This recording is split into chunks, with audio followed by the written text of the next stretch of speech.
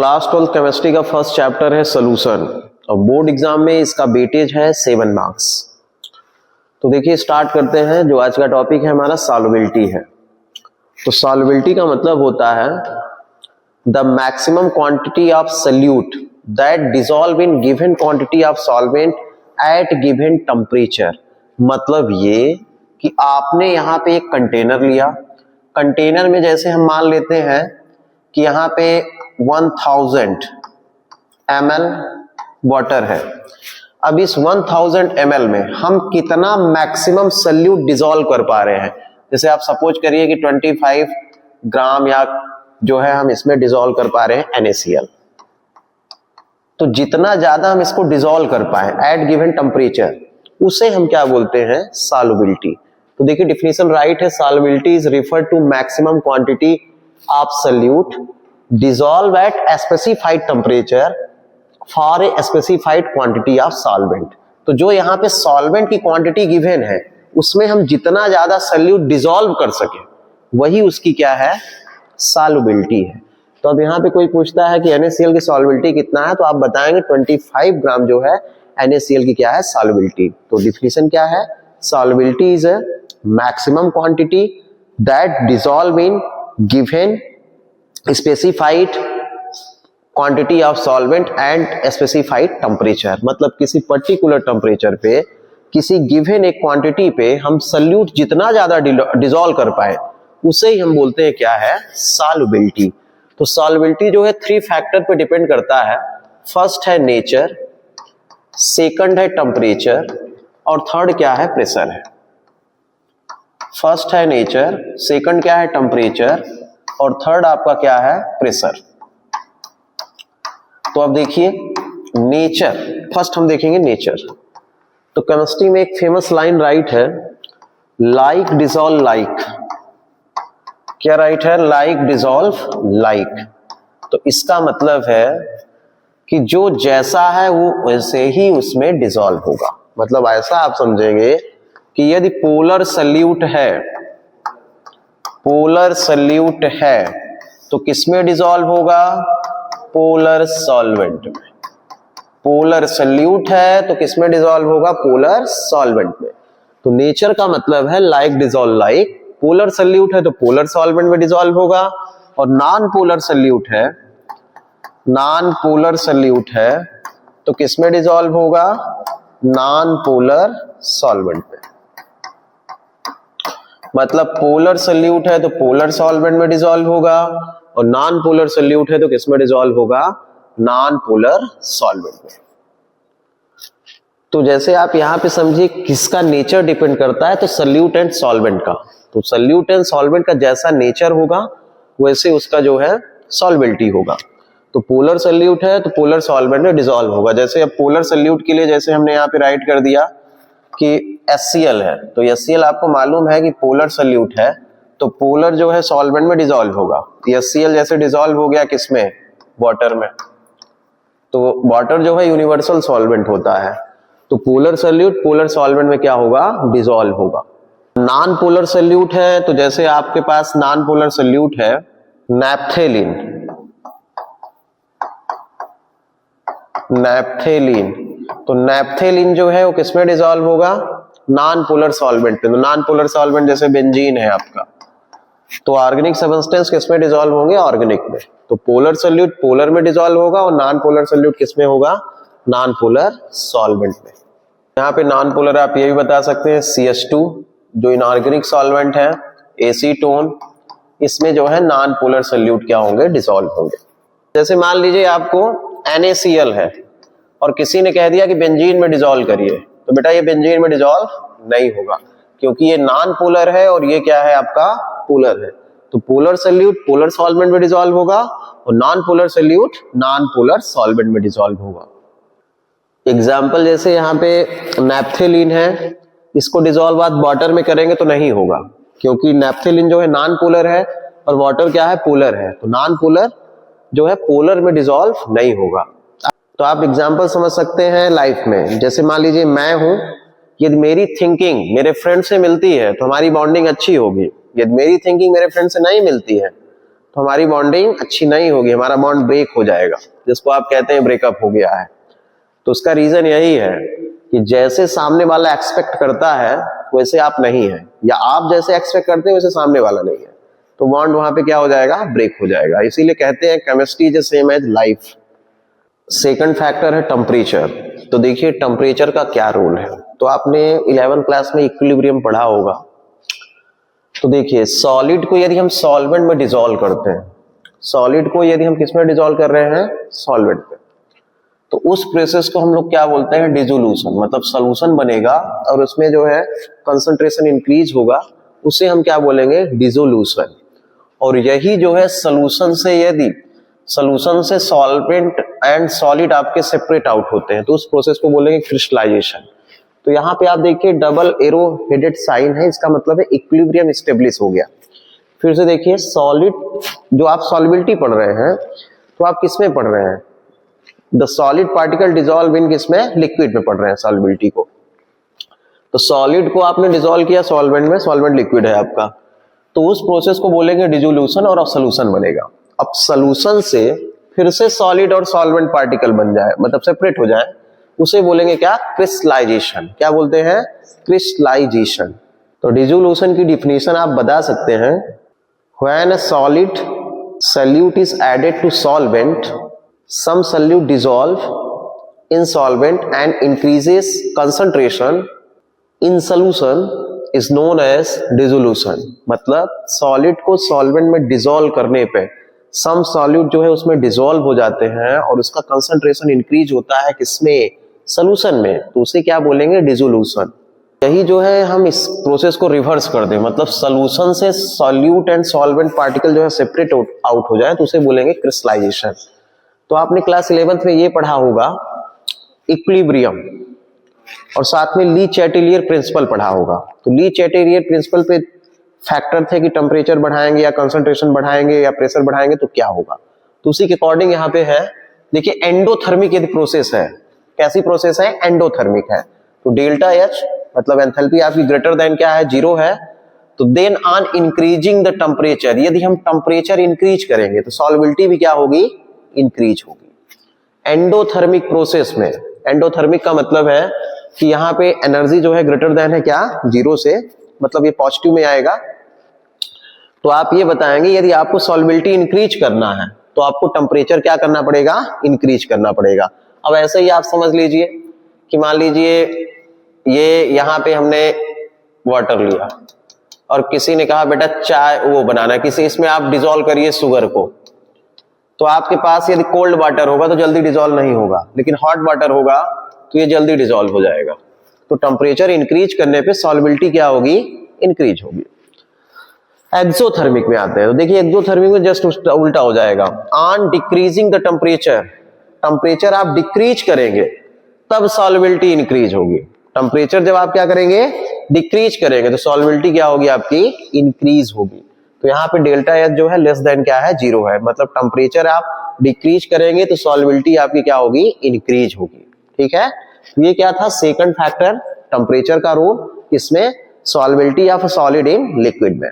केमिक reaction का आप example बता सकते हैं, आपने 10th में पढ़ा होगा कि quick lime dissolve in water. तो क्विक लाइम जब वाटर में डिसॉल्व होता है तो एक्सोथर्मिक रिएक्शन होती है। ठीक है, तो quick lime dissolve in water, ये किसका एग्जांपल है, एक्सोथर्मिक रिएक्शन का। यहाँ पे टेम्परेचर डिक्रीज करेंगे तो सॉल्युबिलिटी क्या होगी आपकी, इंक्रीज होगी। और एंडोथर्मिक में टेम्परेचर इंक्रीज करेंगे तो सॉल्युबिलिटी क्या होगी, इंक्रीज होगी। थर्ड जो फैक्टर है वो क्या है, प्रेशर का। तो देखिए solubility of solid in liquid में प्रेशर का कोई रोल नहीं है, तो no significance role of pressure in solid dissolve in liquid. तो प्रेशर के लिए आप राइट कर लेंगे, there is no significance role in solid dissolve in liquid, मतलब सॉलिड को लिक्विड में डिसॉल्व करना है तो उसमें प्रेशर का कोई रोल नहीं है, सिग्निफिकेंस। अब हम लोग नेक्स्ट पढ़ेंगे the gas dissolve in liquid, मतलब सॉल्युबिलिटी ऑफ गैस, यहां पे राइट कर लेंगे सॉल्युबिलिटी ऑफ गैस डिसॉल्व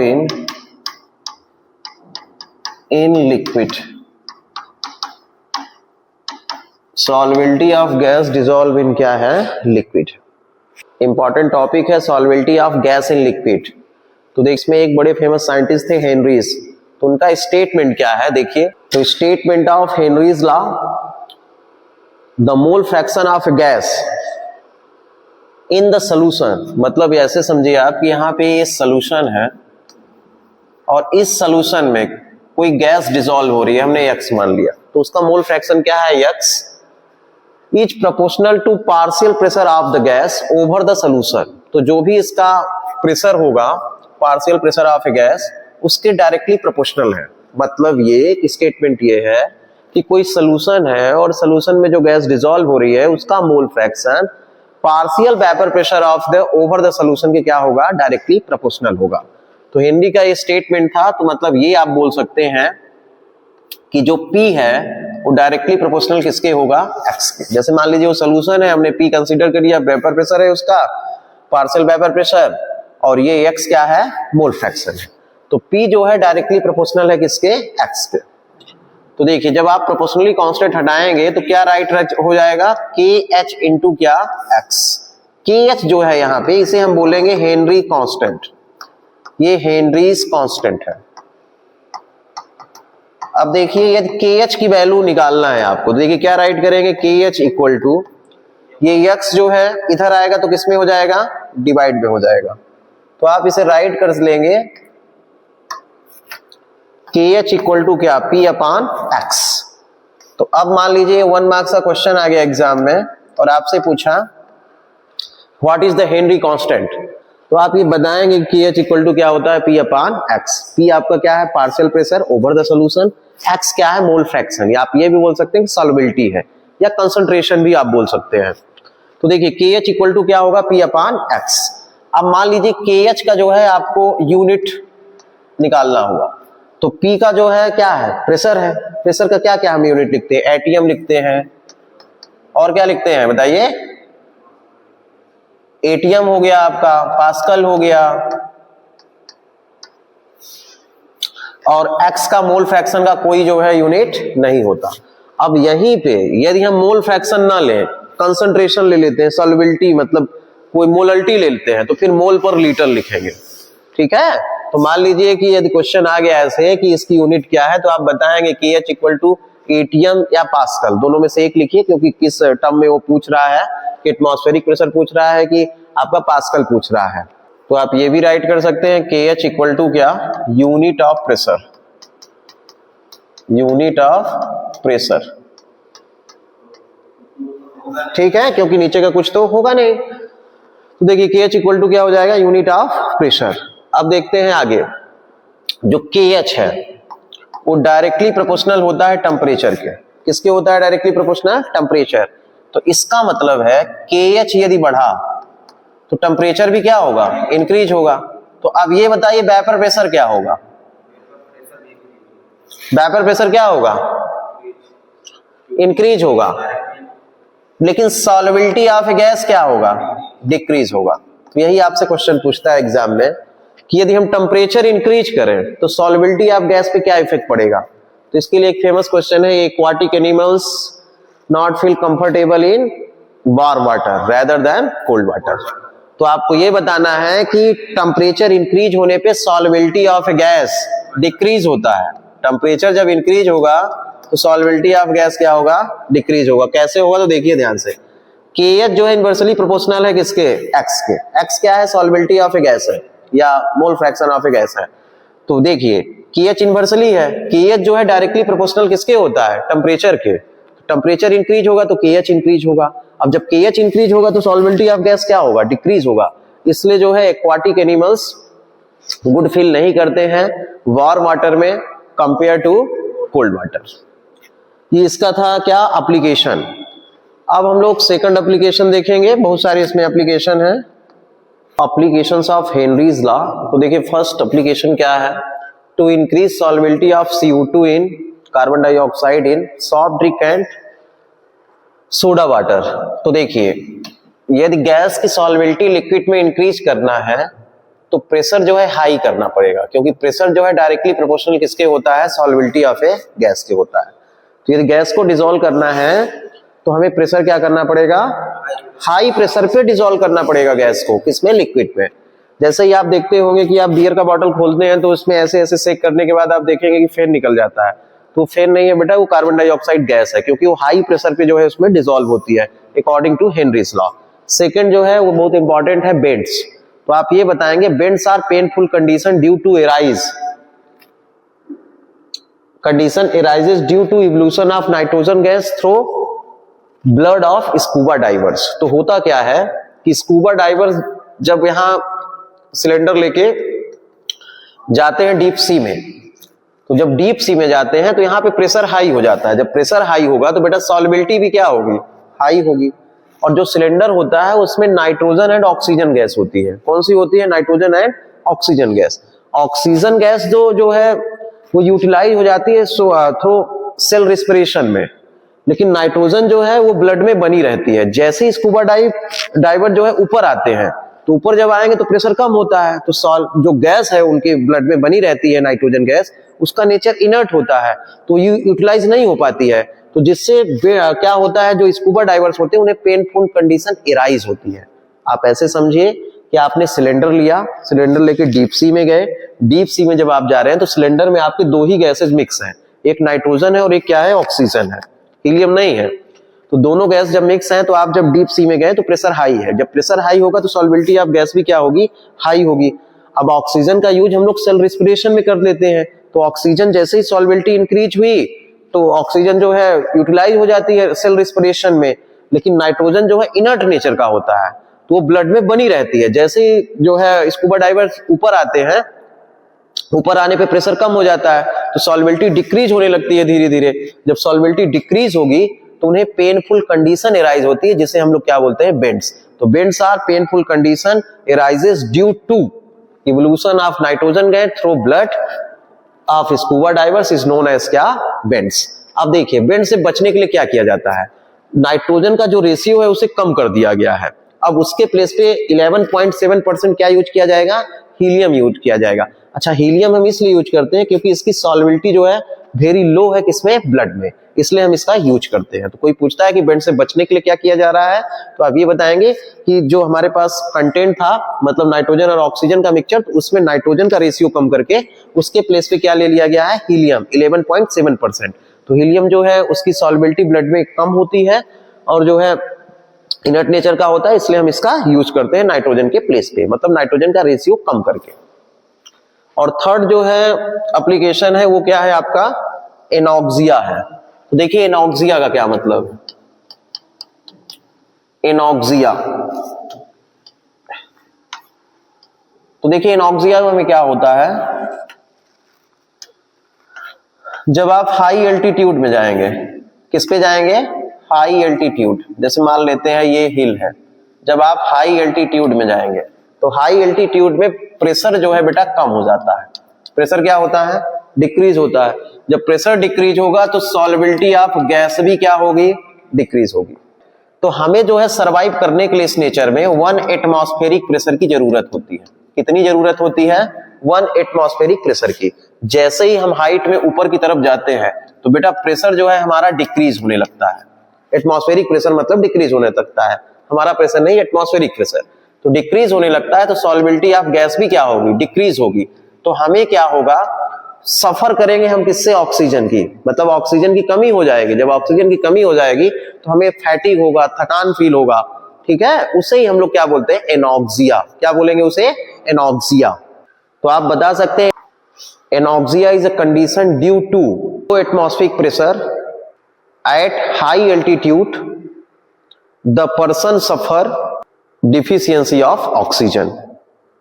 तो एनॉक्सिया क्या है कि आप हाई एल्टीट्यूड पे जाएंगे तो एटमॉस्फेरिक प्रेशर वहां कम हो जाता है, और एटमॉस्फेरिक प्रेशर जब कम होगा तो वहां पे ऑक्सीजन भी क्या हो जाएगी, उसकी सॉल्युबिलिटी बॉडी में कम हो जाएगी। जब सॉल्युबिलिटी कम होगी तो हम लोग सफर करेंगे, किससे, ऑक्सीजन से, उसे ही हम क्या बोलते हैं, एनॉक्सिया।